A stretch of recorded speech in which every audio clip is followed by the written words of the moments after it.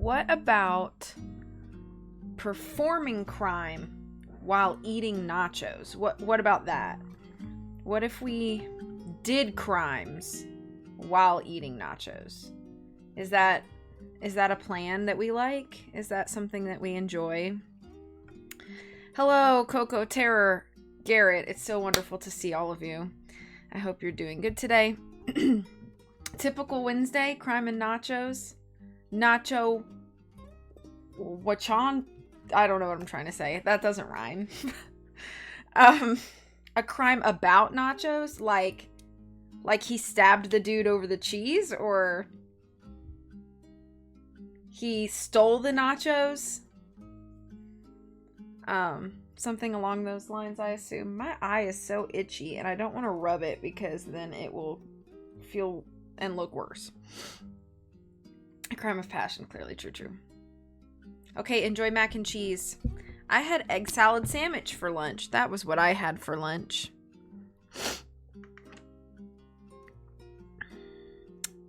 Okay, we are 62% done with this book according to Goodreads. So we still have a bit to go. This book is chunkier than the last, but I've been enjoying it. You didn't have lunch, but you rarely have lunch, if I recall correctly. Which I'm pretty sure I do recall correctly. Is the music too loud?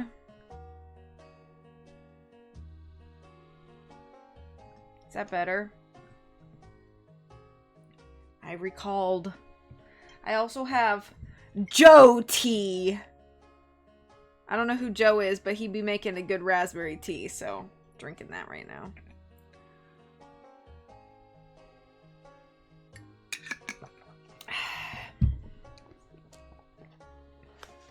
We're just gonna jump right in. So the last thing is that Trudy figured out that Coach Hank is probably involved. And so that was where we left off. Yeah, drinking Joe's tea. Hope he doesn't need it, because I am also thirsty. Anyway. Okay. Oh, here's the picture.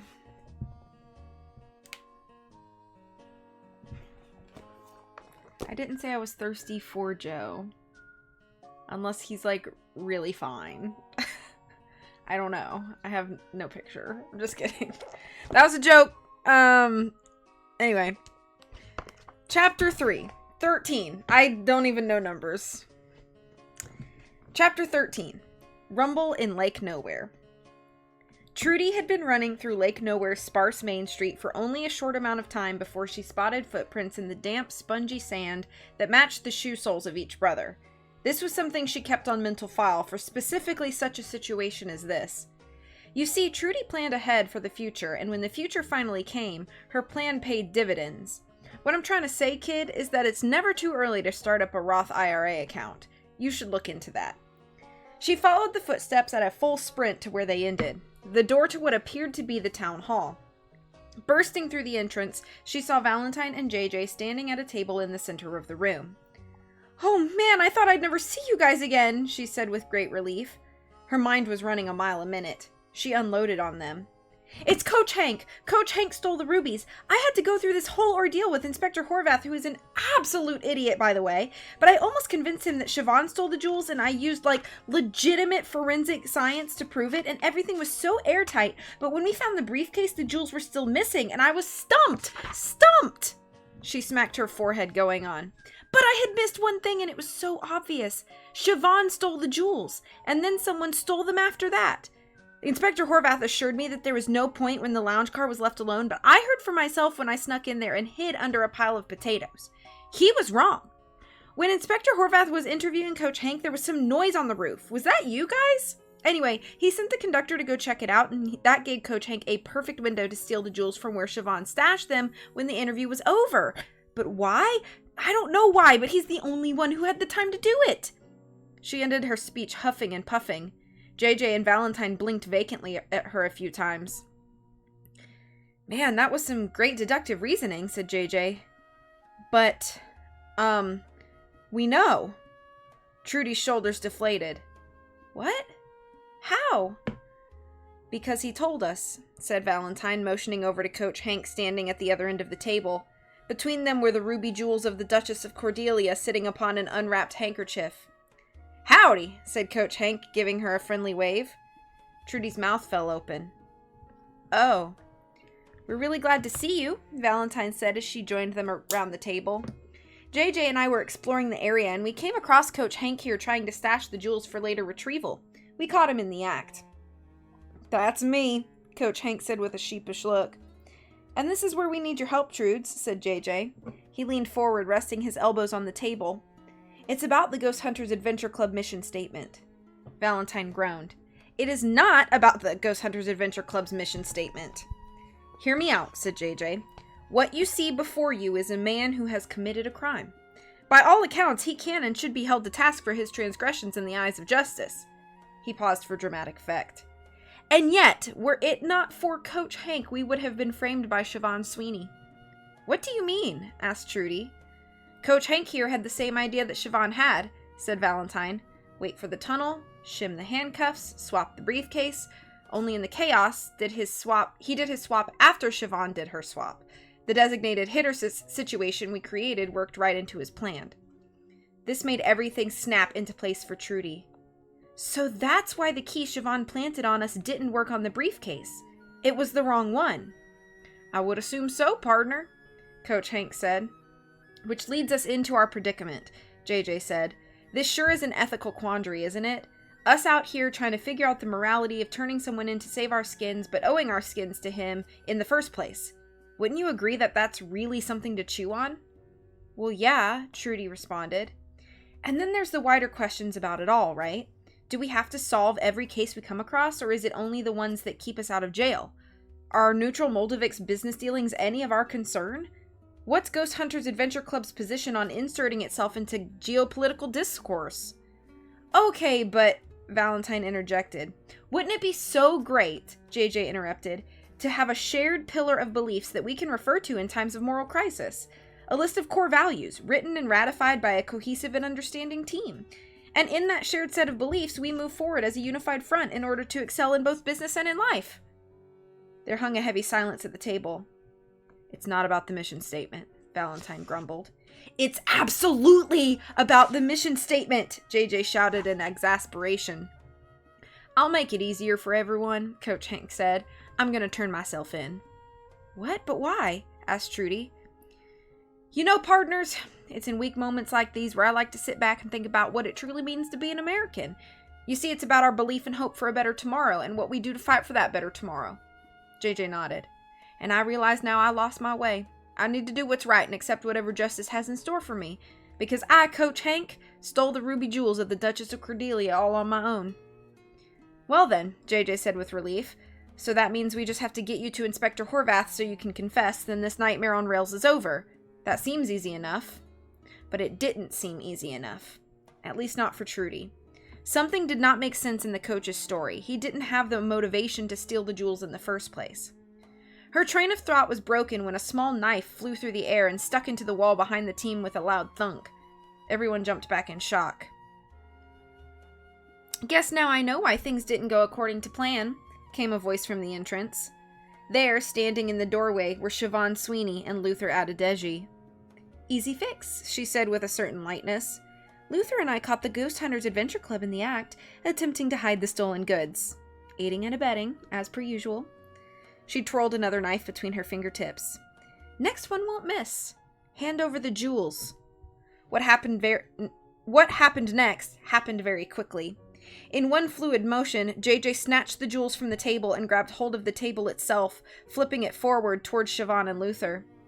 Table! He yelled as Siobhan launched the knife into the table with another thunk. JJ dove forward and tackled the table further, sending Siobhan and Luther stumbling backward through the door. Do you think I only carry 2 knives on my person? Shouted Siobhan from the other side of the table. JJ formed as quick of a plan as he could. He threw the ruby jewels to Valentine, who stared at them the same way someone would stare at a live hand grenade. Jump out of the window, yelled JJ. We'll distract them, then get Coach Hank over to the inspector to let him squawk. Luther shoved the table back, knocking JJ over onto the floor of the town hall. Valentine, go! JJ yelled as he scrambled to his feet. Siobhan stepped back into the room with the same grace and poise that she normally would, but on her face was a familiar look that Valentine remembered all too well. Wrath. Surveying the room, she spotted the jewels in the hands of a very terrified-looking Valentine. She began walking toward him. Valentine tried to do something, anything, but there he remained, vibrating in place. His knees locked together in a form of subconscious protest again. "Valentine, hand over the jewels," Siobhan said as she drew closer and closer. "Come on." He was overwhelmed by an all-consuming terror. He couldn't act. And then Trudy snatched the ruby jewels, tossing them underhanded across the room to JJ. JJ, with his path blocked by Luther and the table, ran in the only direction he could, upstairs. Siobhan paused. Everyone in the room looked up, following the sound of panicked footfalls running back and forth on the only other floor of the 2 stories town hall. "Does he know that second floors don't have any exits?" asked Siobhan. More footfalls, then pattering, then the sound of a wooden window pane, long since devoid of glass thanks to the actions of misunderstood youths, being crashed through. Everyone looked outside the door to see JJ fly through the air and land with a squishy thud on the damp earth below. He got up just as quickly as he landed and began running down the Lake Nowhere Main Street, toward the train. "The jewels!" Siobhan cried out. But before they could react, everyone inside of the town hall was distracted by the distinct sound of crumbling. Looking back up, Trudy could see portions of rotten, punky wood separating and crumbling away from more rotten, punky wood. It started near the upstairs window that JJ had jumped out of and quickly began a chain reaction of destruction. The house was coming down. "Everybody get out!" Trudy roared as the ceiling above them began disintegrating. It was a mad dash out of the door, with Siobhan and Luther tripping over debris, then having to squeeze 3 abreast as Coach Hank tried to exit at the same time as them. Trudy grabbed the shell-shocked Valentine by the collar and dragged him outside. They both dove into the dirt with Siobhan, Luther, and Coach Hank in time to turn around and see the town hall fold into itself in a shower of splinters. "That was not cool," Siobhan shouted. Not realizing that he had demolished an entire building and believing himself to have gotten a race-ending head start, JJ jogged backward, laughing in triumph. He yelled into the dense fog. "Sorry, Siobhan, we win! We got the jewels and we got the confession. Ghost Hunter Adventure Club is back on track." He turned around with a smug look on his face and picked up the pace, only to slow down to a jog, and then a walk. Then he stood still. In front of him were the Harborville Elks. The entire team stood in JJ's path between him and the Harborville Express. They were all brandishing baseball bats. JJ looked at them with dismay. The smallest on the team, Smalls, stepped forward. "Hand over the jewels," the tiny baseball player demanded. "What?" asked JJ. "Hand over the jewels!" echoed Siobhan. She came to a stop a few steps away from JJ, with Luther, Trudy, Valentine, and Coach Hank joining shortly thereafter. They and the Harborville Elks created 2 semicircles around JJ and the jewels. "The jewels," Smalls said again. The Harborville Elks gripped up on their baseball bats menacingly. "You don't have to do this, Smalls," Coach Hank shouted. "What?" JJ asked again. He looked over to his teammates. "Trudes, V, you got any idea what's going on?" Valentine and Trudy looked at each other and then back at JJ. "Nothing's really coming to mind," Trudy said. The Harborville Elks, Siobhan and Luther, began advancing upon the lone adventurer in the center of the circle. Wait, JJ shouted, stopping the advance if only for a moment. "Here's something." He cocked his arm back and threw the ruby jewels directly up into the air as hard as he could. "Jump ball!" he screamed. The semicircles of advancing assailants followed the flying jewels with their eyes, watching it land on the sand just a few yards away. Then chaos. JJ dove away from the quickly developing dogpile of baseball players and former partners in crime. Coach Hank pushed past Valentine and Trudy to jump into the fray. Luther was the first to grab the jewels, launching himself up and over the shoulders of a baseball player as if he were playing rugby. The tiny baseball player, Smalls, knocked it out of his hands and over to another baseball player. Then Siobhan threw a well-placed elbow into that baseball player's nose before Coach Hank snuck up and snatched the jewels out of her hands. It would go on like this in some variation or another for a short while. Away from the scrum, Trudy and Valentine ran over to JJ. "Jump ball is a basketball term," Trudy said. "I don't know if you're trying to go for baseball-specific gags." "It was mostly a general sports motif," JJ replied. Valentine gave him a hand up. "Your idea was to throw the jewels into the air?" "Yep." But why? Because the jewels don't concern us, JJ said. Let them pull each other's tonsils out. It'll be enough to show Inspector Horvath that we weren't involved with stealing the thing in the first place. A body was tossed from the fracas. Smalls. He landed face first in the dirt in front of the trio. Picking his head up, he locked eyes with the adventurers. Keep your dukes up, kiddo, said JJ. He mimed a few shadow boxing punches to further clarify the message. I hope you choke, said the baseball player. He got up and ran back into the whirlwind of fists and baseball bats. What's eating you, dude? JJ said incredulously. I never like giving you credit for things like this, said Valentine, but that was actually a very good idea. Making quick decisions under duress was something I wanted us all to dive into more this weekend at the summit, but I think it's good that in any case we're learning these lessons on the job. So what happens next? Asked Valentine. Hold it, came a voice from beyond the fog. Hold it! The voice screamed louder. That, JJ said. The ruby jewels launched out of Coach Hank's hand after a pretty decent kick from Luther. It flew through the air once again, landing in a small crater of sand in front of an unimpressive pair of dress shoes. The baseball team, Coach Hank, Siobhan, and Luther paused momentarily from their royal rumble to look toward the sound of the voice. Siobhan, one hand wrapped around Coach Hank's collar and the other ready to break his jaw, looked from the jewels to the shoes to the figure that the shoes were attached to. First the short stature, then the bushy beard, then the spectacles. Inspector Horvath reached down to pick up the ruby jewels of the Duchess of Cordelia, then approached the melee. He carried his revolver in his hand. Hold it right there, everyone, Inspector Horvath said politely. Siobhan sprang up and immediately joined Inspector Horvath at his side. I'm so glad you're here. Look what we found trying to steal the jewels. That won't be necessary, said the inspector. What? Siobhan demanded. Why? Because I've solved the mystery. That's the end of chapter 13.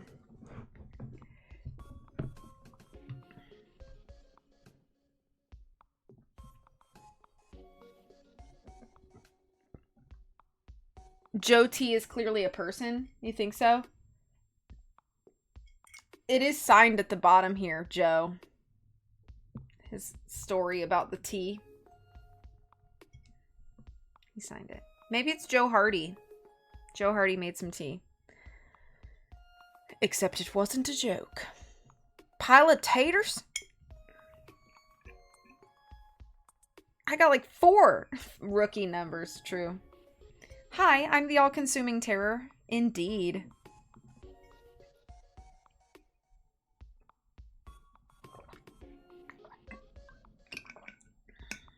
I could see Aaron having claimed jump ball and somebody like Dan correcting him that was not a baseball. So, I don't know if this is just speculation, but like in like the years that I've watched Game Grumps and particularly watching the interactions where you actually get to see Aaron and Dan on camera, like the 10-minute power hour, I do feel like JJ kind of feels more like Aaron and Valentine feels more like Dan.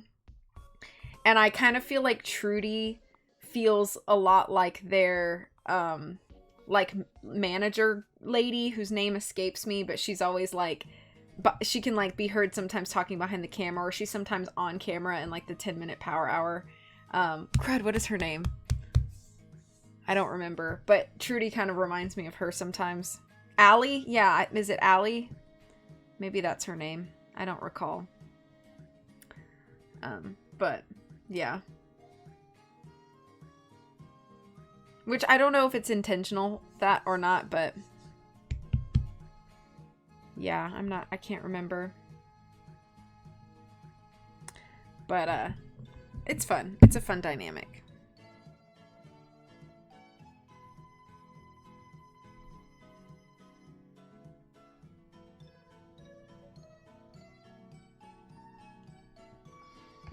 It could be intentional. Okay. And if it's so, I think it's very, like, cute.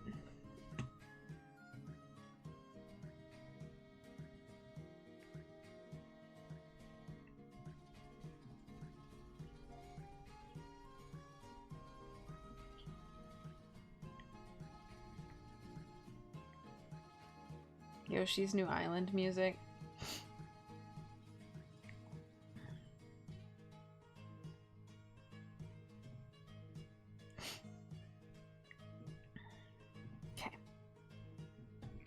Shall we continue? I can't believe it. I've been live 24 minutes and I've only read one chapter. Like, it just feels like, you know how like Nancy Drew books, it takes me like 10 minutes to read a chapter? These chapters are a lot chunkier, so. At the same time, I don't think Erin is the most skilled writer, so it may be unintentional. No, but like, it's still fun. I still think this is well written. Chapter 14, the train platform accusation scene. The crew and passengers of the Harborville Express had been gathered into a crowd on the train platform of Lake Nowhere Township. There, set against the backdrop of the dormant Harborville Express, his beard finely waxed for the occasion, his revolver in hand, was Inspector Sander Horvath. "Thank you all for assembling on such short notice," the inspector began, gesturing to the crowd of onlookers. "Before we get started, I'd like to check the status of our rescue."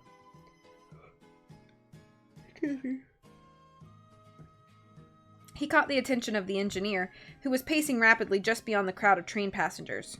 "Have we any updates?" "I don't know, dude," shouted an exasperated train engineer to the heavens.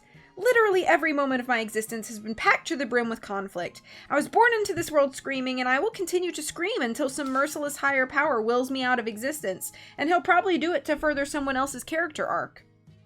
Among the crowd, JJ leaned over to Valentine and Trudy. "What is her deal?" "That's the engineer," replied Trudy. "She's aware that we're all characters in an imaginary universe, and that her role is rather depressingly only to further the plot and nothing else." "Wow," said Valentine. "Try not to think about it too hard," said Trudy to the brothers. "I get the feeling that if we knew what she knew, then we'd be screaming too." She studied the crowd and spotted Rudith, the conductor, and the crew of the Harborville Express. She saw the train nerds, Coach Hank, and the baseball team. She had no idea what the next few minutes had in store for them. Suspiciously to Valentine, Siobhan and Luther were intermixed among the crowd. They weren't standing by Inspector Horvath. In his mind, this could only be a good thing. "I'll skip the majority of the setup since I believe we all have an intimate and lived experience with the case," the inspector went on. "But to review, there was a heist of very precious jewelry that is of utmost importance to my people, the Neutral Motovicians." Reaching into his pocket, he produced the ruby jewels of the Duchess of Cordelia, showcasing them to his enraptured audience. Placing the jewels back into his pocket, he continued. "Naturally, I took it upon myself, Inspector Sander Horvath, Neutral Motovic's premier sleuth, to capture this thief, or thieves, in the name of my great country." He made a sweeping gesture to the crowd. "Everyone, please look around you, to your friends, your co-workers, your passengers." He paused for dramatic effect, letting the people take their time to gaze amongst each other. "Standing here among you are the thieves." The crowd gasped. JJ had to commend Inspector Horvath for his practiced showmanship and was taking notes for speeches he would make in the mirror later, if there was a later. Now hold on a second, Coach Hank stepped out from the crowd. Yes, I know," the inspector cut him off. "You'd like to confess for the theft of the jewels, and that would definitely tie things up in a little bow, but please indulge me for a moment." The coach stood back, clenching his jaw. "Now, before I get to the accusation, allow me to explain how exactly I came to my conclusion. It was a conclusion I came to myself with no help from any outside parties." Valentine looked over to Siobhan and Luther to gauge their reactions. It was odd that they weren't being mentioned by the inspector despite deputizing them at the beginning of this whole fiasco. They remained stone-faced. Trudy, however, boiled inwardly over all the help she had given to Inspector Horvath, to which he had just thrown the credit for having done so out the window. "It began," Inspector Horvath started, "with a hunch." And then he went on. I'll personally spare you from the unabridged version, since the inspector seemed to relish in attention even more so than JJ. So out of respect for everyone's time, here's the gist of it. Inspector Horvath interviewed everyone on the train who he deemed pertinent to the robbery investigation. Despite painstakingly doing this, he still could not establish a convincing enough motive for the likes of him, Inspector Horvath. This bothered him for some time, as he assured the crowd was a completely natural thing to have happen for a sleuth, and that it's only a part of the detecting process, something he also assured the crowd that they knew nothing about. He was dumbfounded. That was until he discovered, completely alone, the missing briefcase in the seat of the piano inside of the lounge car. Trudy chose not to speak up here, as he had already been droning on for a solid 10 minutes. In any case, this led him down a path of thinking to ask the following question. Who on earth could be crafty enough to engage in such high conspiracy? Only one word came to his mind. Cordelia. And this was where the visual aids came out. "The names, please," the inspector asked. On cue, the conductor stepped out of the dining car with a chalkboard and hung it off of a bolt on the side of the Harborville Express. On it were the nicknames of the Harborville Elks baseball team. Neuro, Smalls, Not Dave, Ice, Dolby, Roro, Rilo, Rude Luke. A Cordelian can't resist a good puzzle, can they? The inspector said. Why don't we go ahead and show them what these nicknames are an anagram of? The conductor flipped over the chalkboard, revealing the following words. Cordelia rules, neutral Moldovic drools, you boner. The crowd gasped. Inspector Sander Horvath, who had been lulling the crowd into a false sense of complacency, was positioned for his final accusation. Having placed himself behind the baseball team, he spoke. And that's why the mastermind of this entire plot was none other than Princess Annalise of the nation of Cordelia. And the absolute darndest thing, he was right. Before anyone had a chance to respond or even take a moment to check the inspector's anagram work, Inspector Sander Horvath snatched the baseball cap from Smalls's head. Immediately, strands of long and silky brown hair fell down the baseball player's shoulders. The reaction that this achieved from the crowd was something that JJ hoped he would get to experience from one of his own parlor room type accusations in his lifetime. Inspector Sander Horvath clutched the baseball cap in his hand as he whirled around back to the semicircle of shocked train passengers. Ladies and gentlemen, may I present to you Princess Annalise. Immediately, the newly discovered princess lunged at the inspector. An international incident was narrowly avoided by Coach Hank grabbing her by the collar of her uniform. She swung wildly and toward the general vicinity of Inspector Horvath. Let me at that noodle-brained... Not nice word, yelled the princess. I should have guessed that it was you from the start. Come a little closer and say that so I can rearrange your jawline, she responded. Wow, came a voice from the crowd. Wow, the voice repeated. Everyone turned their heads to watch Luther Adedeji step through to the center of the accusation circle. I gotta admit, something seemed strange about this operation from the moment that I stepped onto the train. To JJ, this was shocking because this was the greatest number of words that Luther had said in succession since he'd met him. To Valentine, it was just suspicious. He shot a glance over to Siobhan, who looked just as shocked as everyone else was. This wasn't planned.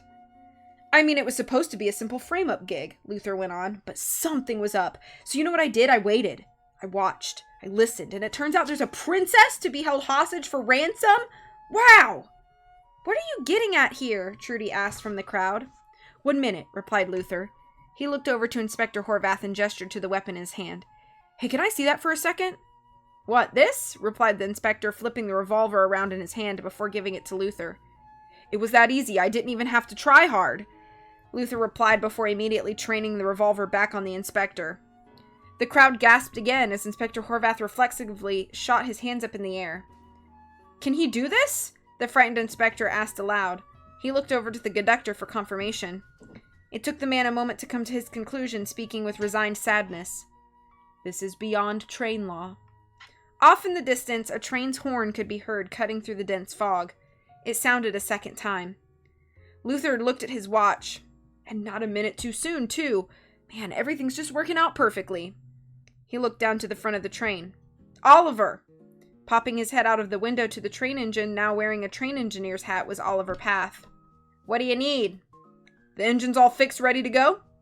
Oliver sounded the train's horn a few times to confirm. Perfect. Now we're going to take this train and make ourselves a getaway.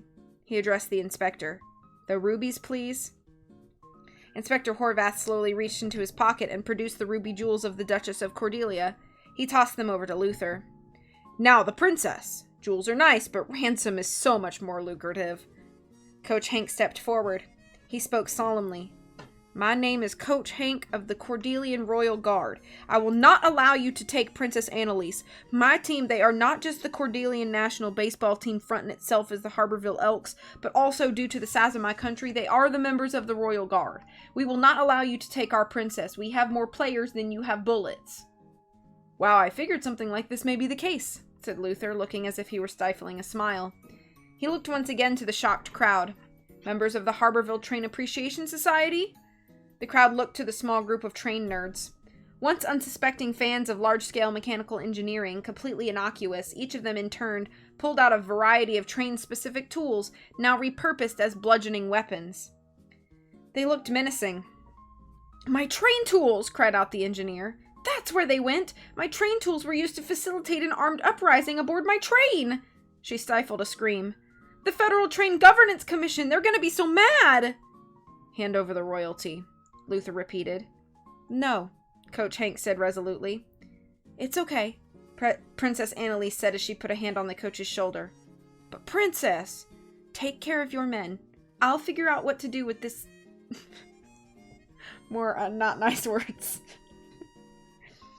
"She has such an imaginative mind," said Luther. "I am going to eat your remains, leaving no evidence of your crime," she responded. Coach Hank released Princess Annalise to Luther, who immediately grabbed hold of her arm. The train was slowly rolling forward now. As it pulled away from the station, he led the princess up the steps to the final car in the procession. "Siobhan, you coming or what?" Without saying a word, Siobhan broke from the crowd and joined Luther and his prisoner at the back of the train. "Oliver!" JJ shouted out. "Why'd you do it? Why'd you betray us like this?" Oliver Path once again popped his head out of the window of the engine compartment. The train nerds were filing toward the train now. He shrugged. Free train. All of the members of the Train Appreciation Society shared looks and murmurs of agreement with each other as they boarded the open doors of the train car. "Hey, JJ," Luther cut in once again. "Two things. First, this is what we in the business management and team building world call leveraging an opportunity." JJ clenched his fists. He hated being beaten at team development. "Second," Luther said, hanging out of the door and waving his revolver in the air. "I had you and everyone else played this whole time. I actually talk the normal amount that a regular person does. Wow!" And with that, Luther stepped back in the Harborville Express with the princess and Siobhan, leaving the Ghost Hunters Adventure Club and the rest of the previous passengers of the Harborville Express stranded on the platform as they disappeared into the fog. JJ was the first to break the silence. "That jerk Oliver never gave me back my flashlight." Then he turned to his teammates. "What exactly just happened?" "Train mutiny?" Valentine offered. "International conspiracy?" Trudy offered as well. "An absolute travesty!" howled Inspector Horvath. He slumped to the floor emphatically and burst into tears. "I've been duped!" Then they heard the horn again. First were the bright orange headlights cutting through the dense fog, then an entire train with just as many train cars as the Harborville Express took shape. Along the side was its name, Maple Bay Delight. When the engine reached the platform, an engineer stuck his head out of the compartment window. "What's going on?" This was enough to break everyone from their spell. JJ dashed into action. "Val, Trudy, help everyone aboard. I'll talk to the engineer." Trudy and Valentine sprang forward, running to separate train cars, opening doors and ushering passengers through with great haste. JJ climbed the metal-runged ladder at the front of the train to where the engineer was. "There has been a great political incident," JJ yelled as he burst through the compartment doors. This one, much like the engine compartment of the Harborville Express, looked exactly how you'd expect an engine compartment to look. The engineer, dressed in a Maple Bay Delight uniform and cap, swung around in his chair slowly. He took a long slurp from a large gas station mug of cola, processing what he had just heard. "What?" he asked. The next person to burst through the door was the engineer. "We gotta run away on the..." Her train of thought was broken when she saw the name tag sewed into the lapel of the new engineer's uniform. "Phil? You gotta have a name?" the engineer cried out. "What cruel god would taunt me like this?" "What?" Phil asked again. Then the conductor barged through the door. "You gotta get the engine..." His train of thought was broken when he spotted JJ in the increasingly cramped train compartment. He raised his fists in anger. "Why, I oughta..." JJ flinched and yelped embarrassingly. The conductor caught himself before he swung. Sorry. This is not my train to govern unless appointed by the current conductor or in the event of a presidential assassination." Phil took another slurp of his comically sized cup of soft drink. The engineer, the conductor, and JJ all turned to Phil. "Follow that train," JJ shouted, pointing out of the front windshield and down the tracks into the fog. "And step on it." Phil looked to the conductor and engineer, who nodded their approval and potentially, in the doctrine of train law, gave some sort of non-verbal command recognizing their authority structure. He immediately slammed a lever forward in response. The train began to crawl forward. It continued to crawl forward. "This is step on it?" asked JJ. "Sir, this is a train," said Phil. Oh. JJ awkwardly shuffled around while the train began to pick up speed. I guess I have to explain everything to you, Phil. Someone tried to steal the Harborville Express. Well, they actually stole it, and now we're trying to get this engineer's train back. Isn't that right? JJ looked over to the engineer, who, instead of focusing on the situation at hand, was staring hatefully at Phil. Are you ever depressed, Phil? She asked. Phil thought for a moment. Sometimes, I guess. Sometimes, you guess, repeated the engineer in a wry tone. The train picked up speed. Before long, it was traveling at above full clip, and JJ had briefed Phil on all of the pertinence. Soon enough, through all of the thick fog that lay before them, they saw the blurry outline of the Harborville Express. Don't lose them, JJ exclaimed. Sir, this continues to be a train, Phil replied. We are on the same train tracks. Another shadow made itself clear, looming over them like a cloud, as if it stood guard over Lake Nowhere, was a great mountain. At the base of that mountain was a tunnel. It was rapidly approaching. Just past this tunnel and over the bridge is New Troutstead, said the conductor. There's no way they can get away now. JJ peered further into the fog. That doesn't sound like such a well-thought-out plan of Luther's, does it? What's he gonna do when the stolen train gets to New Troutstead? The cabin grew louder now, the sound of their roaring engines echoing back at them from both the mountain and the tunnel. JJ saw the Harborville Express slowly begin to pull away from their pursuing train. Darkness again. First, the Harborville Express disappeared in the shadows of the tunnel, then moments later the pursuit train followed. Their engines screamed against the claustrophobic stone walls surrounding them. It took an entire minute to run the length of the tunnel. With the tracks curving around a bend and the Harborville Express pulling away, the crew in the engine department of the Maple Bay Delight lost sight of a Harborville Express just beyond the reach of its headlights for only a moment. Then there was light. The Maple Bay Delight burst through the end of the tunnel. The fog kept at bay by the massive expanse of mountains left them bathed in mid-afternoon sunlight. JJ stared out of the windshield of the Maple Bay Delight in disbelief. Just beyond them was a great bridge looming high above an even greater river. Following the river, he could see the lines converge off in the distance toward New Troutstead, now visible in the distance. He then focused on the tracks ahead of them. The Harborville Express was gone. The end of chapter 14.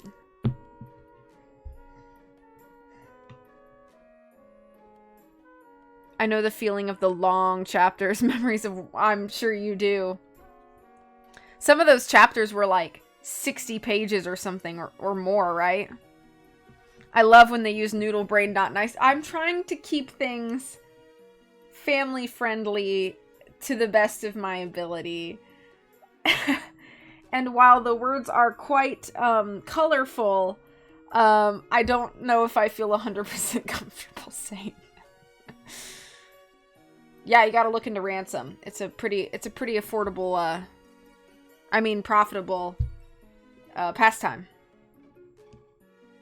What if I had no expectations for how an engine room would look? Then the engine room's probably empty. Thank you for the claps. Those chapters did have length to them. Indeed they did.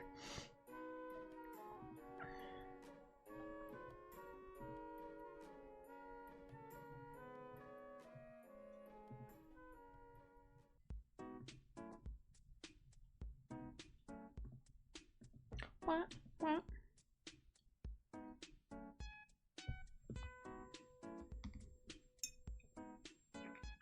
It was a chunky book.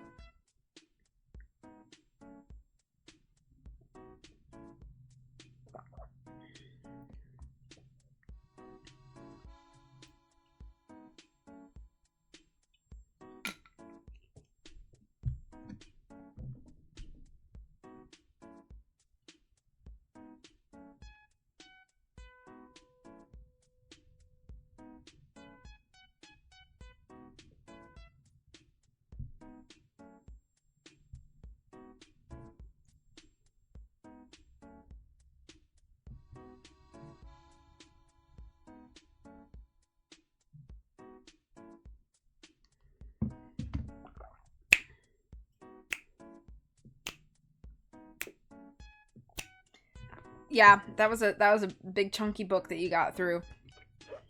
And I listened to the whole thing. I remember I was working at the ENT office, the ENT and allergy office, And I would sit at my desk, and I would be on my computer, and I would have my earbuds in, and I was listening to the VODs, and I was listening to Wanderers while I worked on the computer all day and checked people in and out and made payments and all the other things.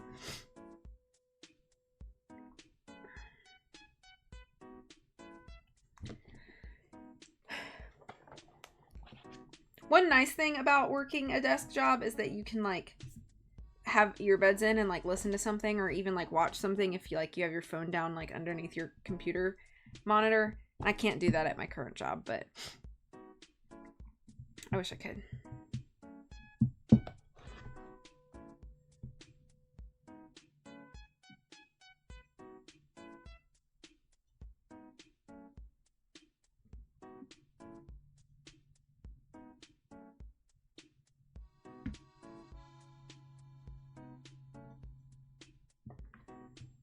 Okay, let's continue. Picture. Chapter 15. Interlude. I used to only see him in the shadows. The man at the edge of the woods, that is. You remember him, don't you? At the cabin? The last novel? I would always see him late at night, saddled deep enough in the darkness so that I couldn't quite make out the shape of him. He was holding something, a flash of steel in the moonlight. He wouldn't move. No, of course he wouldn't. Why would he give me the relief of knowing he was human? Even if I called out to him, even if I shined a flashlight upon him, even if I took the cautious few steps away from my cabin, he stood still. That was until I went to sleep. First there was the tapping on the windowsill just above my bed. Then there was the scratching.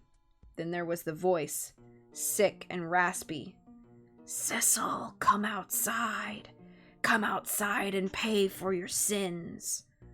I did not have the courage to tell you this in the last novel, but there were some nights that I almost obeyed.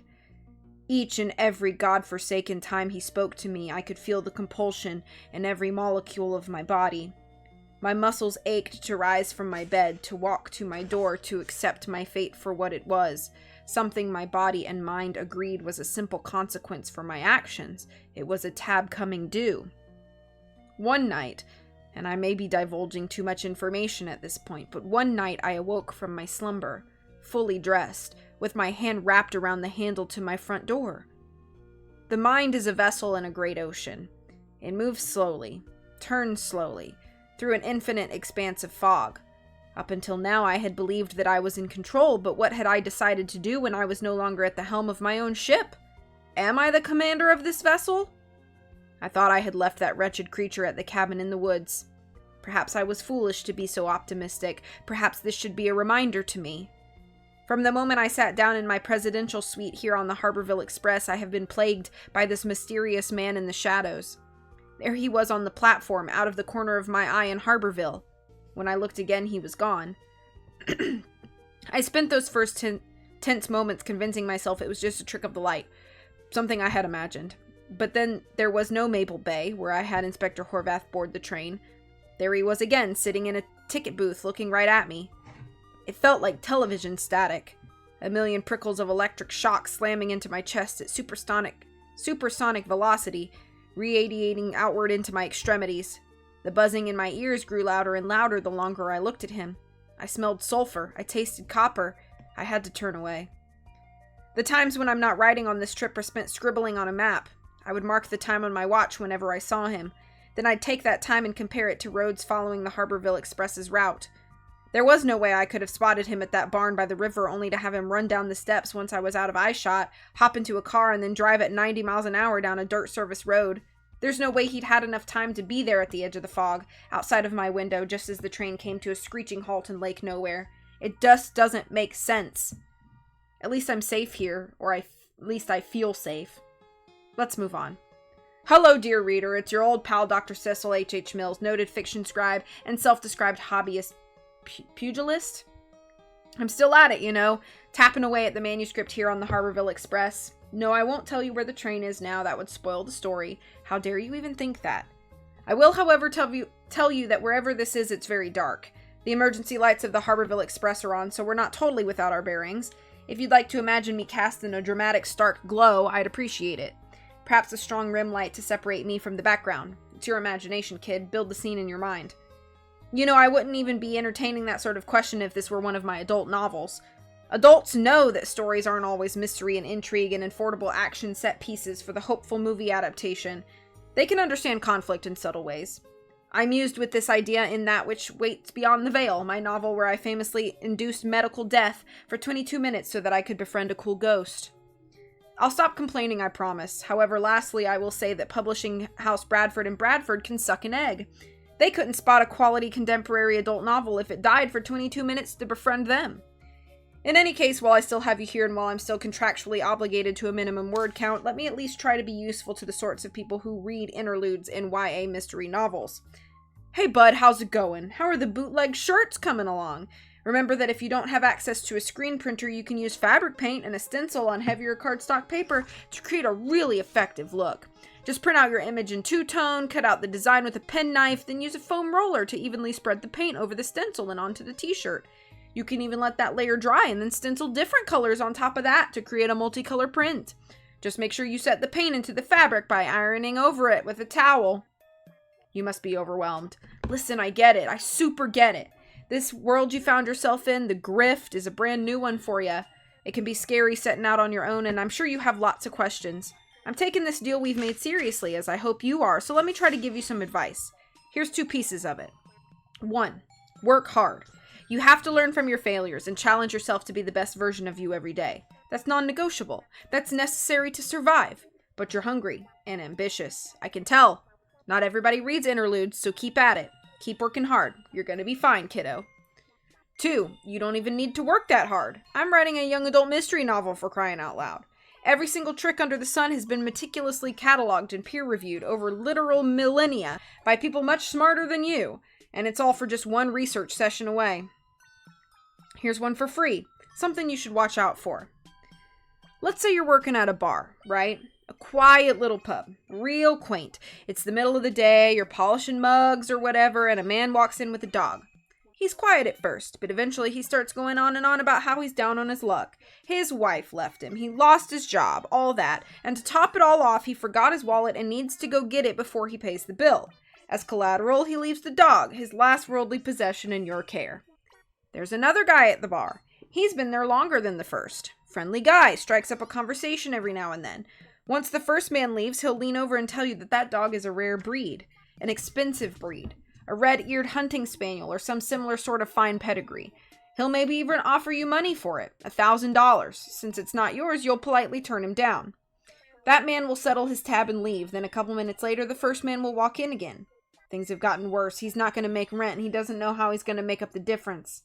Whatever you do not offer that man $200 for his dog. He will haggle it up to $250. Everyone will walk away happy, and when you try to sell the dog, you'll find out it was just recently snagged from the local dog park. The second man at the bar is the first man's patsy. He's cut in at 40% on the $250. His job was to convince you that this was a random happenstance, when in actuality, every piece of this puzzle was put together in order to let your greed get the better of you. This is called the fiddle game. The fiddle is metaphorical. It can be anything. It was popularized in the 2006 song Can't Con an Honest John by The Streets. Hold on, my phone's ringing. I stepped away from my typewriter and took a seat on one of the several chaise lounges I had created for myself in my presidential suite. There was a rotary phone on an accent table ringing. I picked it up. Don't ask me how a landline telephone works on a train, I said. Dr. Mills? I heard the voice on the other end of the line say. It's Trudy. Is this what you're doing on your cell phone? Is this what you're using your one phone call on? You children will never cease to amaze me. Hear me out. Listen, of course you're in big trouble. You just actively aided in a geopolitical scandal. Don't you think that's something that some people would consider to be a pretty big deal? It's not about that. Her voice came in from the other line after a short pause. Then what is it? How come you keep giving me whiffs, Doctor? I raised an eyebrow. What do you mean by that? I laid out everything perfectly for Rudith Espiritu, but she didn't get it. I did the same for Inspector Horvath, and he didn't get it either. Even when I figured everything out about Coach Hank, by the time I got to the brothers, they had magically come to the same conclusion by luck. I did legitimate investigation work, Doctor. It isn't fair. But the point is that it isn't fair, don't you see? It's supposed to be a metaphor about the unfairness of life. It's a very complex one that I don't expect you to understand. Just know that you can't expect easy wins, kid. It's a pretty weak metaphor, Trudy said glibly. Listen, I don't want to rehash this bit from the last novel. Something something triumph of the human spirit, something something with the power of friendship, you can overcome anything or whatever. There was silence on the line. Trudy waited before she spoke again. Is this really why you do it, Dr. Cecil? The money? This put me a little on the back foot. Sure, I can have my characters challenge me on a philosophical level. It's what she would say anyway, isn't it? I decided to let it play out. This is 100% specifically about the money. That's the thing, she said. There's just so many other ways to earn a living. Easier ways, honest ways. You always talk about the past lives you've had, the jobs you've done, so I ask you again, why writing? What are you getting at here? I think it's about you wanting the acceptance of people who you claim to not even care about in the first place. I think it's a deep down desire to be understood, to find people who hurt in the same way that you do. I thought about this for a second, formulating a calculated response. Well, that sounds dumb as heck. Fine, Trudy said. I only have one more question then. What is it? You're still making this all up as you go, right? Yes, obviously. I can work with that. The line on the other end clicked. She was gone. I held up the receiver away from my ear and looked at it as if it had personally wronged me. That was strange. Well, I stood up from the lounge chair and walked over to the other end of the presidential car, sitting back down at my typewriter and readdressing you, the reader. Never mind what just happened there. Say, you're not developing an emotional attachment to these characters, are you?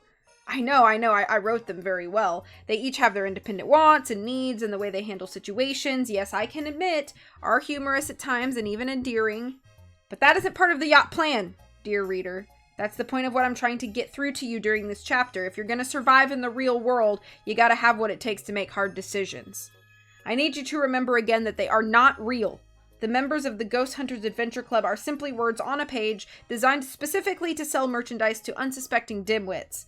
They were designed in a laboratory to be likable, then to have that likability leveraged for capitalistic gains. In reality, their actions continue to be an abhorrent affront to rationalism. They continually and willingly put themselves in harm's way, uncaring of any laws set forth that would discourage such recklessness. Their actions should not be emulated unless one is looking to lead a sad, sorrowful life on the run from higher powers of authority. It isn't right. This was the deal we'd made in the first place, remember? So harden your heart, forget about these idiots, and let me give you one more parting grift. This one's for writers. Yes, a grift can be applied to a variety of mediums as well as a variety of career paths. All the tools already exist. You don't need to recreate a hammer. You just need to find the tool and put it into your toolbox. And this tool, my dear reader, is called Chekhov's gun. Elucidated by famed 19th century Russian author Anton Chekhov in many of his letters to colleagues, this rule suggests that there should be no unnecessary element within your story. A promise made is a promise kept. Like, for example, when you're telling a story and you show a gun in the first act, that gun has to go off by the end of the third act. Hitchcock used it. Christie used it. Hammett used it. All the greats have utilized this device at one time or another. I'm even using this tool right now. Why do you think I gave Inspector Horvath a gun at the beginning of this story? Do you think that was no longer in play? Luther has it now. Wouldn't you think that this has foreshadowed implications for the final pages of the book? Let me remind you once again that I will do whatever it takes to make as much money off of this intellectual property as possible, and I need to make sure you're still with the program. The story needs to go out with a bang. There needs to be controversy to drive sales. Fans need to be arguing with one another, and their arguments need to be so loud that it convinces other people to buy the book. That's the only way we can take off on this rocket ship and land anywhere in the vicinity of a yacht-shaped object. If the early reviewers come in and call the plot weak, then my yacht plan, our yacht plan, is as good as sunk. But worry not, because I have a plan. Something that will create such a groundswell of dispute that we cannot be ignored. Fans will rage against each other, will be on all the bestseller lists, Ghost Hunter Adventure Club will become an internationally recognized brand, and every single ancillary revenue stream will be ours. But most important of all, we'll all get our yachts. My dear reader, if this grift is going to work, then one of our main characters has to die. End of chapter 15.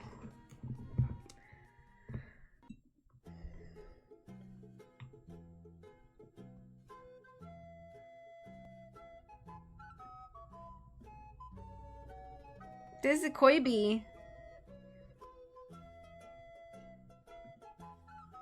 Pollo. The novelty of cursing. Adults don't know much, Dr. Cecil. True. I don't think I know the song either. Claps for potential death and chapter 15. Thank you. Thank you. Wah, wah, wah.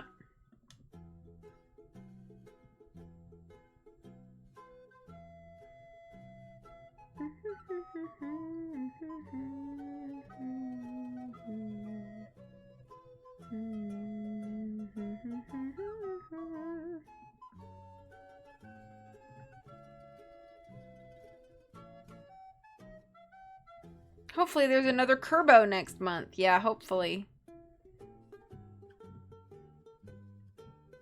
A Merry Christmas, Kerbo!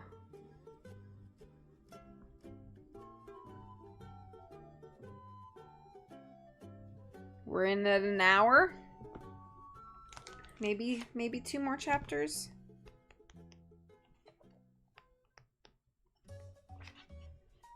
Yeah, these next 2 are not super long chapters, so we'll see. Restreams are hard to go for 2 full hours because I do get like the dry throat, you know?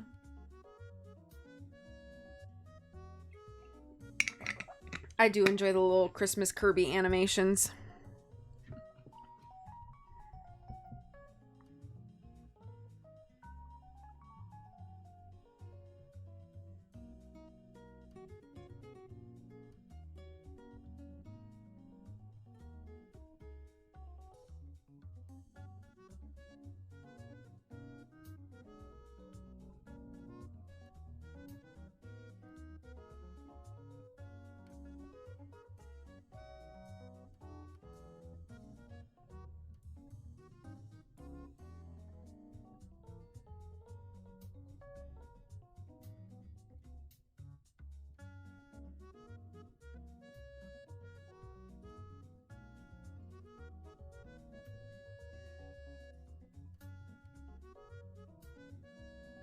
Believe you me, I know.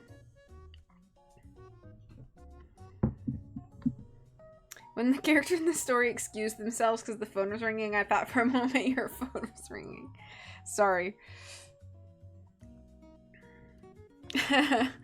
That's funny. Oh, I'm like very relaxed, so I keep yawning. It's also confusing to have like an interlude where the author talks like in first person. I think that's a little confusing sometimes, but it's fun and entertaining.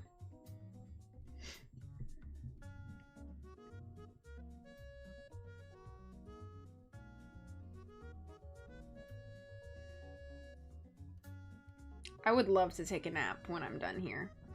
But it's been, because it's been rainy.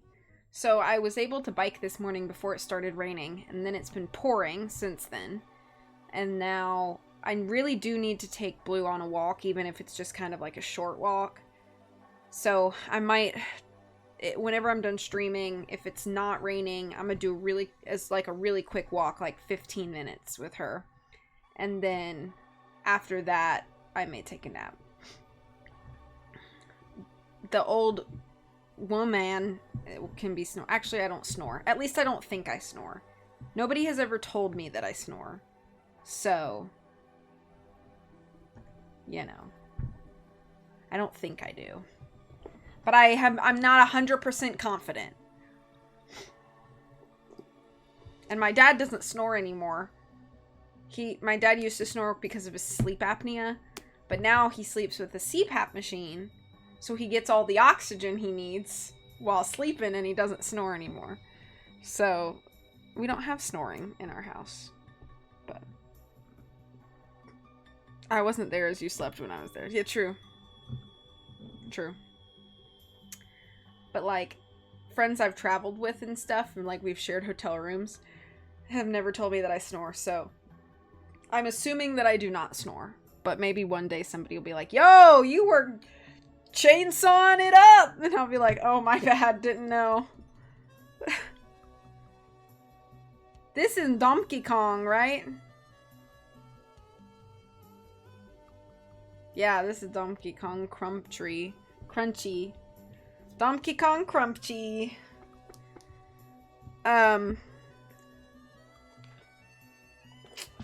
Let's continue. Oh, here's the picture. Officer Hot Dog. Agree. Chapter 16. New Troutstead. Trudy placed the phone back on its hook on the desk in front of her. She was sitting with JJ and Valentine of the Ghost Hunters Adventure Club inside of the New Troutstead police station. They were at the desk of a young police officer, his workstation cordoned off by cubicle walls. It was a busy day at the precinct, what with the train incident that just rolled into town. I got what I needed, she said. The young police officer seated across the table from them stared confusedly at the small notepad in his hand. All right, one more time. Could you start from the top? Of course, JJ replied, leaning back in his chair. I was thinking of ways to increase team synergy when I realized, hey, why don't we have a mission statement? That's where the idea of the Ghost Hunters Adventure Club first inaugural leadership summit came up. Let's skip that again. The police officer interrupted. Where were you when the jewels were stolen? We were all in the lounge car with everyone else, said Valentine. But we weren't trying to steal the jewels, we were trying to stop Siobhan from stealing them. Right, Siobhan, you're... The police officer flipped a few pages back in his pocket notebook. Nemesis hell-bent on your annihilation and the annihilation of everyone and everything you hold dear. Correct, said Valentine. And where does the baseball team come in? Well, they're not actually baseball players, Trudy said. At least not in this context. They're the Cordelian Royal Guard. The what? Asked the police officer. JJ spoke up. It's a postage stamp-sized country bordering another postage stamp-sized country in Europe. Don't worry, I didn't know either. They were trying to steal their jewels back from their rival country, said Valentine. Neutral Moldavik, JJ cut him off, also a new one. Neutral Moldavik, Valentine repeated. The Cordelians' attempt to steal the jewels interfered with Siobhan's original plan to frame us for stealing the jewels. One of them was a princess, said Trudy. She was kidnapped by Siobhan's second-in-command, and they all got away on the Harborville Express. The young police officer seemed overwhelmed. Did we mention that the train disappeared? I'd added JJ in a very unhelpful way. The police officer squinted at his notes one last time, trying his best to make heads or tails out of them. He looked at the Ghost Hunters Adventure Club again, studying their faces. Wait, are you two actually brothers? An ironclad non-disclosure agreement prevents me from answering that, JJ said with a tone of indignation. Our turn to ask a question. What's up with your name tag? The police officer clenched his jaw and looked down at the name tag written across his dark blue uniform. It read, Officer Hot Dog. The man they were speaking to was Buster Tibbets. Now, an eagle-eyed reader would remember that the name Tibbets was used earlier in the saga, in Book 1, to describe a 16-year-old receptionist character named Rusty Tibbets. Rusty was an idiot, an annoying child born of wealth, stuck at the Grand Chateau ski resort in care of his parents, the well-to-do sorts of people who could afford expensive ski resort vacations. His idiocy only served to be a hindrance to the Ghost Hunters Adventure Club's quest to do whatever it was they did in the last novel. This Buster Tibbets was the older brother of that Rusty Tibbets. Not content to live a life of excess for excess's sake, Buster set out on his own to make a name for himself aside from his self-described cursed familial lineage. So far, things were going all right for him, having landed a job as the newest officer of the New Troutstead Police Department. But despite the decent job and the life on his own, there was always a quiet voice way down deep inside of him. It said the same thing to him over and over again. There must be something more. There must be something more. Buster Tibbets was not an idiot like his brother was, but he was still young, so he might as well have been. You see, on top of being the sort of naive you get when you're old enough to buy alcohol but still too young to rent a car, Buster was an idealist. He believed in the core tenets of goodwill and helping your fellow man. He believed that ideas could change the world, that evil men triumphed when good men did nothing. He believed in honor, integrity, and the moralistic values of the greater good. He was a lover of arts and sciences, consuming knowledge voraciously in an effort not only to benefit himself, but to enrich the lives of those around him. He enjoyed intellectual conversations and liked reading in his spare time. All of these ideals, while important to the story later, will eventually be beaten out of him by the cruel and crushing realities of daily existence over the next couple of years. This department likes to razz the new guys, he said, forcing a curt smile.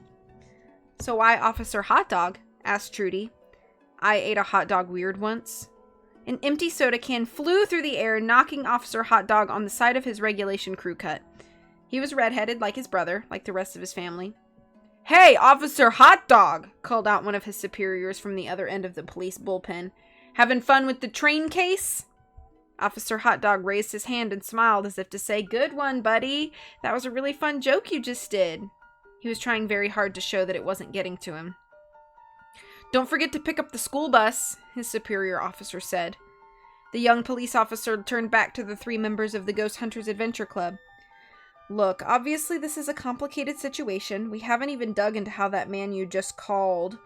He flipped his notebook a few more pages back. Controls everything we say and do as if he were the God King of our universe. He said it was more like he was attached to us with stale rubber bands. Trudy tried to clarify. Officer Hot Dog massaged the portion of his head that had connected to the soda can. Look, we're gonna have to hold you for further questioning. I don't know what to charge anyone with here yet, but there has to be something that strictly prohibits geopolitical conflict on American soil. What? JJ shouted as he jumped up from the chair. You can't arrest us without just cause. And so the jail doors closed on JJ, Trudy, and Valentine in the holding cell of the New Troutstead Police Department. This is a gross overreach of power, JJ shouted through the bars as the young police officer walked up the stairs back to his bullpen. You'll be hearing from my lawyer. His protestations fell on deaf ears. He sighed, then turned to the rest of his cellmates. Valentine leaned against the bars on the other end of the cell. You know that when you say you'll be hearing from your lawyer is just you calling them back and using a fake accent, right? JJ probably shot back with a fun retort here, but if he did, Valentine did not hear it.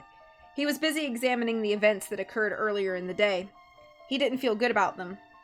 I couldn't move when Siobhan came at me in the town hall, Valentine said. I was paralyzed with fear, and because of that I endangered my friends. He stared idly at his hands for a while. I need to grow up. It's okay, Valentine, Trudy said sympathetically. We got out of it safely enough. You didn't know how you were going to react in that moment. She rested with her chin in her hands on the bottom cot of a bunk bed. She knew Siobhan had suggested it to her, sure, but she was right. Trudy was technically hitching her wagon to something felonious. Rough time? Asked a voice in a separate holding cell across from theirs. The team looked over to see Rudith Espiritu sitting on the bench. Rudith? Trudy spoke up. What are you doing here? Held for questioning, the old lady replied politely. What's the Harborville Museum of Fine Art gonna think when they find me here? Still, it could be worse. She motioned with a sympathetic nod of her head over to the entire baseball team of people next to her. Coach Hank and the rest of the Harborville Elks, minus Smalls, they all seemed to carry a heavy weight of defeat. Oh great, said JJ. You guys. Hey, Coach Hank, got any other last-minute revelations to drop on us? I'm sorry for being deceitful, partner, said Coach Hank with a sigh. But above all else, above the very concept of baseball, I serve the princess. Well, I'm appreciative of the apology, but that still leaves us stuck in this jail cell. She wanted to go alone, you know, the coach went on, but I wouldn't have it. I was able to convince her to try the baseball team plan. Maybe things would have turned out differently if we weren't here. I don't know, but that's what you get for taking pride in virtue, honesty, and steadfastness. But why did she do it? Trudy asked. Why did she want to steal the jewels? The coach looked at her. He spoke solemnly. She's the Princess of Cordelia. The Duchess was her mom. Was? Asked Valentine. The coach nodded. He didn't need to say anything more for the team to get it. What's going to happen to you guys? Trudy asked. Inspector Horvath sent in an envoy to take us back to his mother country for sentencing.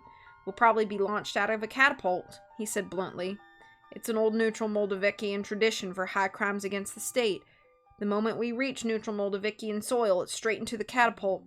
The only real say we have in the matter is what the catapult gets launched at. He went on. Heck, we'll be lucky if that all happens. If that's all that happens. With a missing princess and stolen jewels, this could be a thing that finally pushes our two nations at war. Coach Hank sank back down into his cell and sat amongst the team. All of them seemed to carry the same weight of honor, truth, courage, and now failure. JJ disengaged from the conversation with the baseball team and took a seat next to Trudy on the bottom cot of the bunk. He too buried his head in his hands. This is the worst first inaugural Ghost Hunters Adventure Club Leadership Summit ever.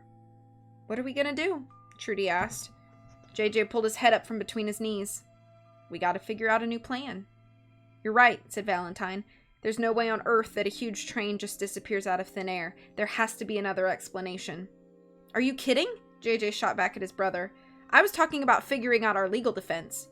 Trudy, that was a good bit you did with the God King stuff. If we can successfully argue an insanity plea, then I figure we'll be out of the facility after about 5 years of groundwork.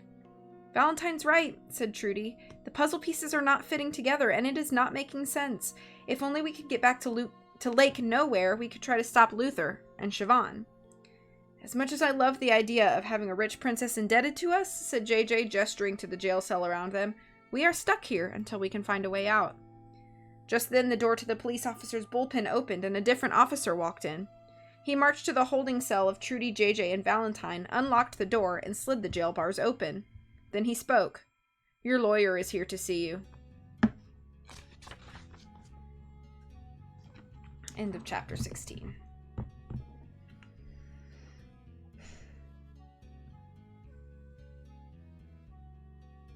Officer Hot Dog, what a weenie.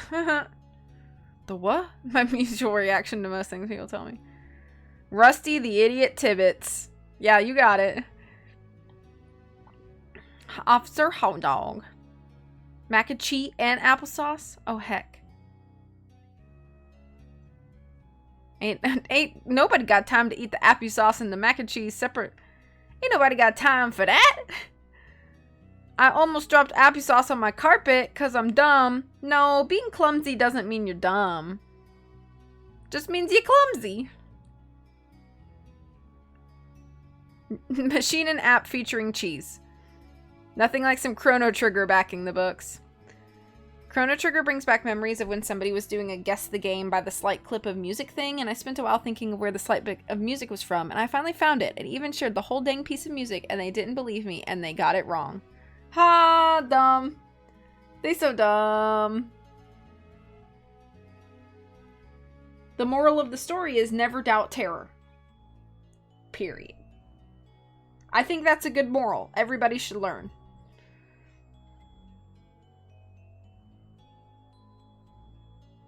I think I'm gonna do one more chapter and then call it for the day. Hopefully take my pups on a little walk. Like, why didn't you believe me? I had this whole song there for you. Nerd! Yeah. And even time stamped the slight clip. People just dumb, silly, and dumb. And always want to be mad about things and always have to be right.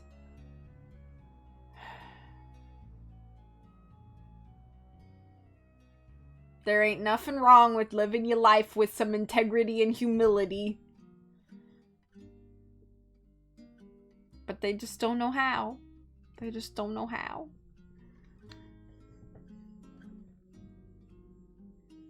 Oh, my back's starting to get a little achy. I'm thinking about asking for a better, like, desk chair for Christmas because I like my desk chair. I've had it for a long time, and it's not so big to, like, be cumbersome in my room. But as I get older, I've noticed that if I sit at my desk for a long time, I do start to get, like, kind of the lower back achies. So I'd like to get a better chair maybe for Christmas.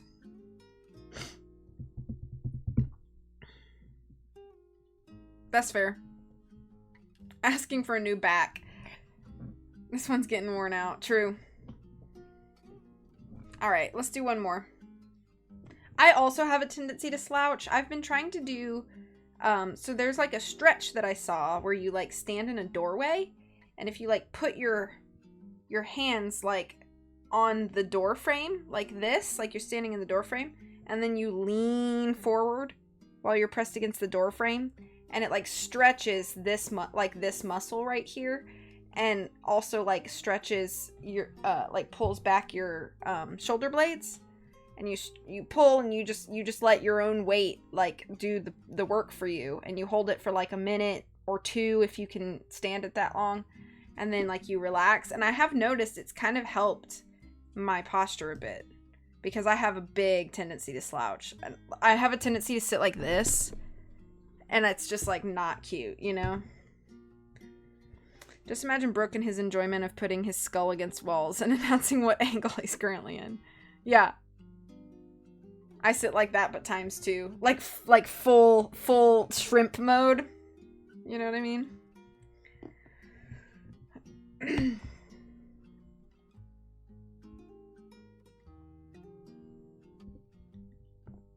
Sir, scammer mode. Yeah. Yes, shrimp. Cocoa and crustacean. Yeah. Don't worry. The back problems will come with age. Alright, one more. Here's your picture.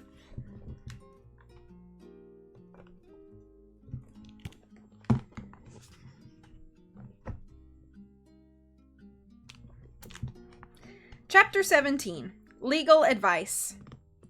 The Ghost Hunters Adventure Club was placed in a small interrogation room at the back of the police station. Sitting under the watchful eye of a security camera, they all sat handcuffed together on one end of a long metal table. "Why'd they have to restrain us together?" Trudy asked. She had been placed in the rightmost position of the chain gang. Handcuffed to her left hand was Valentine. Handcuffed to his left hand was JJ. "You use one less set of handcuffs this way," JJ replied. This was not his first time handcuffed to multiple people. The sound of a door opening behind them put a pause on the conversation. Turning their heads, the three spotted Valentine's worst nightmare. "Oh, come on!" he cried out, his fight-or-flight response spinning into overdrive. "You're our lawyer?" Standing in the door was Siobhan Sweeney. She was dressed in smart business attire, her hair pulled back into a tight knot behind her head, and she carried her briefcase in her hand. Closing the door behind her, she sat down at the table across from JJ, Trudy, and Valentine. "Really glad to see you, Siobhan," started JJ. "Did you come here to rub your superiority in our faces, or were you just going to kill us all right here and now?" Valentine attempted to hop out of his chair to get away. Realizing that he was handcuffed to his compatriots, he settled on screaming as loud as he could. "Help! We're trapped in here with our nemesis! She'll grind our bones to dust if you don't let us out of here!" "They can't hear you," Siobhan said with a calm demeanor. Valentine turned his head to her, his face a combination of fear and confusion. "How come?" 1. Attorney-client privileges. 2. Siobhan reached into her coat pocket and threw a bundle of electrical wires onto the table. "Because I don't want them to." JJ raised his eyebrows. "And why's that?" "Because I don't want audio-visual evidence of this to exist." Siobhan bowed her head and collected herself for a moment. Looking back up at them, she spoke. "I need your guys' help." Siobhan's face flushed red with embarrassment, her sentence hanging heavily in the air for a long while. JJ cut the sober moment by bursting into cackling laughter. "Siobhan Sweeney wants our help?" "I know," started Siobhan. "Siobhan Sweeney, who used to rule over us with titanium fists, needs the help of Ghost Hunters Adventure Club?" "JJ, it's the help of the Ghost Hunters Adventure Club. She comes groveling to the very crew of people who she just earlier tried to frame for grand theft over international borders." "Let her speak her piece," interrupted Trudy. "Siobhan, why are you not with Luther?" "He's who I've come to you guys about," she replied. "I need your help bringing him down." This got JJ to stop cackling. "Wait, what happened between you and Luther?" "I tried to stop him. I almost got away with the princess too, but then that Oliver Path punk and his band of nerds got the jump on me. Next thing I knew, I was eating dirt on the side of the tracks in Lake Nowhere. I hopped onto the backup train and hitched a ride into town that way." "Wait," said Valentine. "You're fine with framing us for the theft of valuable jewelry and then stealing it too, but you draw the line at whatever Luther pulled? Ransoming a princess between two warring nations is not in alignment with my mission statement." JJ very pointedly looked to Valentine and then to Trudy. "This is a real-world example of the benefit of mission statements." "Do you know what happened to the train?" asked Trudy. "No," said Siobhan. "None of this was planned past the Lake Nowhere stop. I was just as surprised as you guys were when I saw the Harborville Express missing, but something has to be set up. Something has to be up. You can't just make a train disappear like that." We were thinking the same thing, said Valentine, not realizing that he was letting his love for solving mysteries get in the way of his intense and sometimes irrational, but in most cases already presented completely rational, fear of Siobhan. It has to be something to do with that town. Why would the salt mine be booby-trapped? So you'll help me? Siobhan asked, once again showcasing a rarely before-seen vulnerability. JJ slapped his hands on the table. Well, Siobhan, this certainly has been a delight. You almost had us going there with the rarely before-seen display of vulnerability. So, you can either stab us all to death with whatever sharp object you have concealed on your person, or leave us be in this police station, because I guarantee that either of those situations will be less humiliating than whatever you have planned for us once you trick us into helping you. Siobhan let out a deep exhale. Look, I know you guys don't have any reason to trust me, but there is a big difference between what I pulled and what he pulled, and right now I'm letting my personal vendetta against Luther take priority over my personal vendetta with you guys. The last part was hard for her to say. So what I'm trying to propose is a truce. JJ, Valentine, and Trudy all looked to one another. Each weighed their options. Each realized that it was either this or stay in jail, and hoped that a for-profit incarceration system would look kindly upon them. Silently conforming their decision amongst one another, JJ spoke for the group. These are billable hours, you know.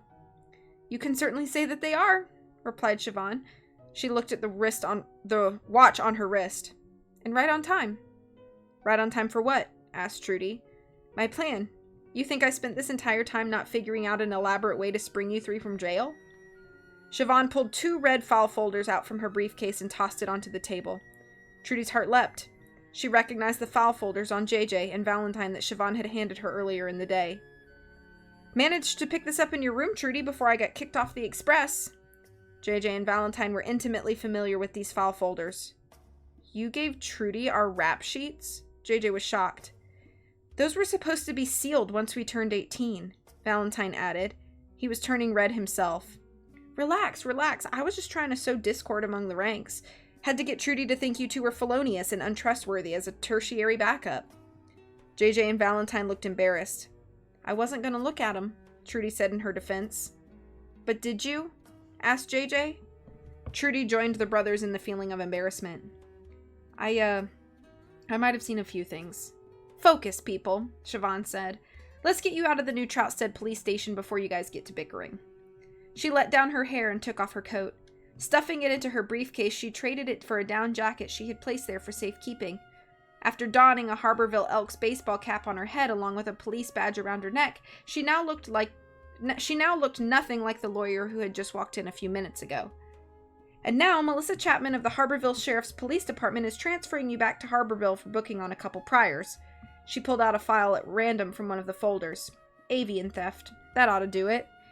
She walked over to the door of the interrogation room and opened it, peeling off the tape she had stuck to the door latch to keep it from locking. She then led the team of handcuffed members of the Ghost Hunters Adventure Club out into an empty hallway. There's an officer stationed around the corner. We gotta get past her first. How do we do that? Asked Valentine. Like this, she said, confirming the time on her wristwatch as she walked casually through the hallway. Just as she rounded a corner, a man in a button-down shirt and glasses walked through the door leading out into the police bullpen. He carried a toolkit and appeared to work in information technology. Heard you had problems with your surveillance system, he said to the officer sitting in front of a row of CCTV monitors. Dang thing went out a couple minutes ago. She hit the monitors a couple of times on the sides of them. No idea what happened.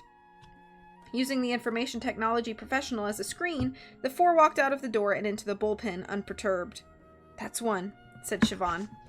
The 4 were now in the main area of the police department.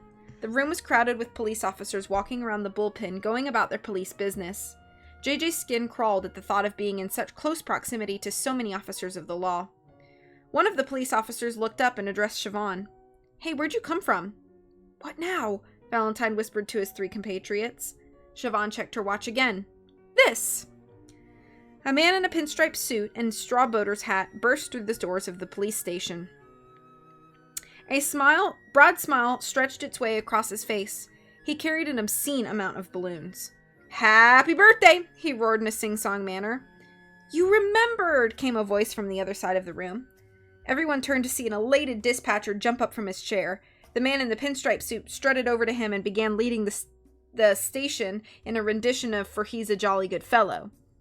The police officers, not wanting to let on that they had in fact not remembered this man's birthday, joined in. Once again, Siobhan walked coolly and calmly through a group of distracted officers of the law. Glad that worked, she said to JJ, Valentine, and Trudy. It's always someone's birthday. Nobody ever remembers. JJ whistled, impressed. Nearly there, she said as she led them to the front entrance of the police station. We got one last hurdle and we're good to go. Just as she reached for the handle in their presumptive freedom, a voice called out immediately from behind them. What do you think you're doing? Immaculately timed, Siobhan said. The four turned to see the supervising officer who had thrown a can at Officer Hot Dog's head earlier. He sat at a desk in the main lobby going over papers. Man, I've been looking for you everywhere, said Siobhan without missing a beat. She approached the officer, flashing her badge. Melissa Chapman, Harborville Sheriff's Department. She handed him the file that she pulled earlier. These suckers turned up in our system. I'm transferring them back to Harborville. The senior officer eyed her skeptically. He looked down at the file. Avian theft? It was across state lines, JJ piped up. Very illegal. Where's the arresting officer? The man asked Siobhan. He's supposed to sign off on this. Oh, Officer Hot Dog, is he not around here? The man folded his arms.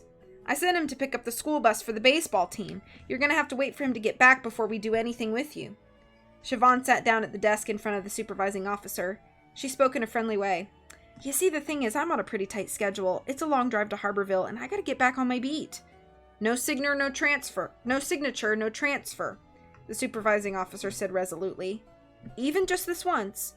Sounds like this Officer Hot Dog made a mistake. We all make mistakes sometimes, Siobhan said with a smile.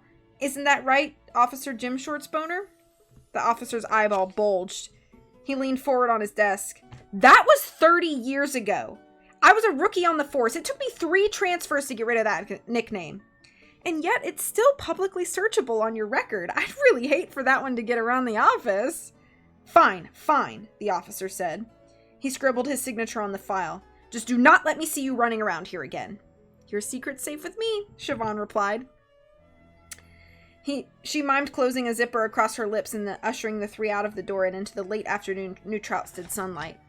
When they were safe enough distance away from the police station, JJ cheered. That was a plan. Thank you. Siobhan accepted the adulation. Okay, Siobhan, where are the keys? Valentine asked. The what? For the handcuffs? Valentine raised both of his hands, showcasing he was still restrained to both JJ and Trudy. JJ, aren't you a master lockpick? You were talking a pretty big game about shimmying handcuffs earlier. My plan kind of took that into account. Do you see a can of soda or a pair of scissors anywhere around here? JJ cried out. Trudy sighed. I guess we're stuck like this until we can find a way to get ourselves out. She looked to Siobhan. So what's next? What? You know your plan? JJ chimed in.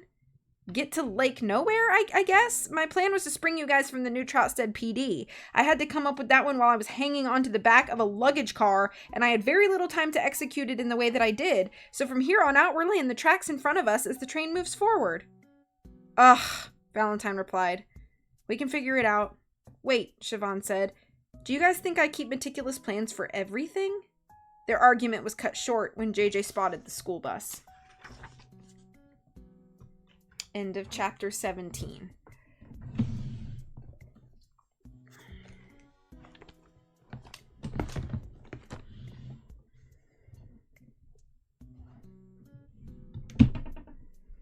Like he'd be around for a read stream. He's probably busy prepping for his backyard baseball Oregon Trail-a-thon. Is that what he's doing? Like a long backyard baseball / Oregon Trail stream? Just cleaned out my email inboxes. Let's go! Yeah, Siobhan. It's like a Scottish name or something. Or Irish, something along those lines. Or Welsh, something. Yeah. Dang, Officer Hot Dog got muscles. He gonna pick up a buzz.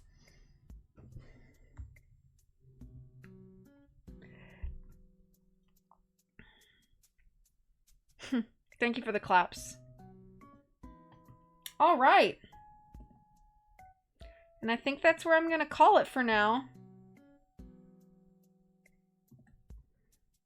I always just mispronounce it because Celtic pronunciation rules make my brain hurt. I don't even know all of them. All I know is that I knew a lady named Siobhan whose name was spelled like that. That's the only reason I know how to say it, to be honest. So, I don't know any of the other, like, pronunciation rules, really. Alright. Well, I'm going to go ahead and call it today. Thank you guys for popping by, and for those who are watching in the future, I appreciate you doing that as well. I hope everybody has a lovely rest of the day. Please take care of yourselves. I'll see you again soon. Bye-bye.